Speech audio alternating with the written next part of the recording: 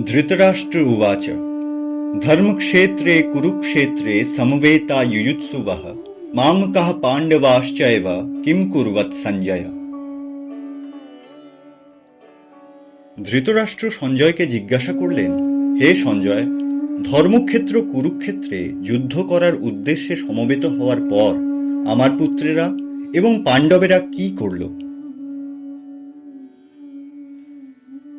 মহর্ষি ব্যাসদেব দ্বারা বর হিসেবে দিব্যদৃষ্টি প্রাপ্ত সঞ্জয়ই ছিলেন অন্ধ রাজা ধৃতরাষ্ট্রের অপ্রত্যক্ষ চক্ষু।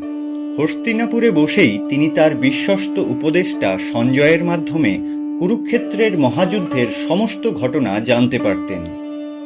রাজা ধৃতরাষ্ট্র জানতেন যে তার পুত্রেরা ছিলেন অধর্মচারী এবং পাণ্ডবেরা ছিলেন ধর্মপরায়ণ। তা সত্ত্বেও পুত্রমোহে অন্ধ ধৃতরাষ্ট্র পাণ্ডবদের প্রতি তার পুত্রদের করা সকল অনাচারকে চিরকাল সমর্থন করেছিলেন। কিন্তু কৌরব এবং পাণ্ডবদের মধ্যে যুদ্ধের ঘোষণা হওয়ার পর থেকেই ধৃতরাষ্ট্রের মনে নানান কারণে ভয় জন্মায়।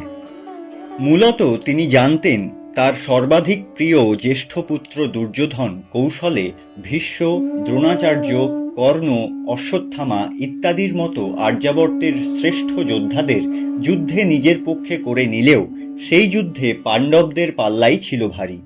কারণ তাদের পক্ষে তৃতীয় পাণ্ডব অর্জুনের নিছক সারথিরূপে যুদ্ধে উপস্থিত ছিলেন শ্রেষ্ঠ কৌশলবিদ এবং সর্বশক্তিমান বাসুদেব শ্রীকৃষ্ণ।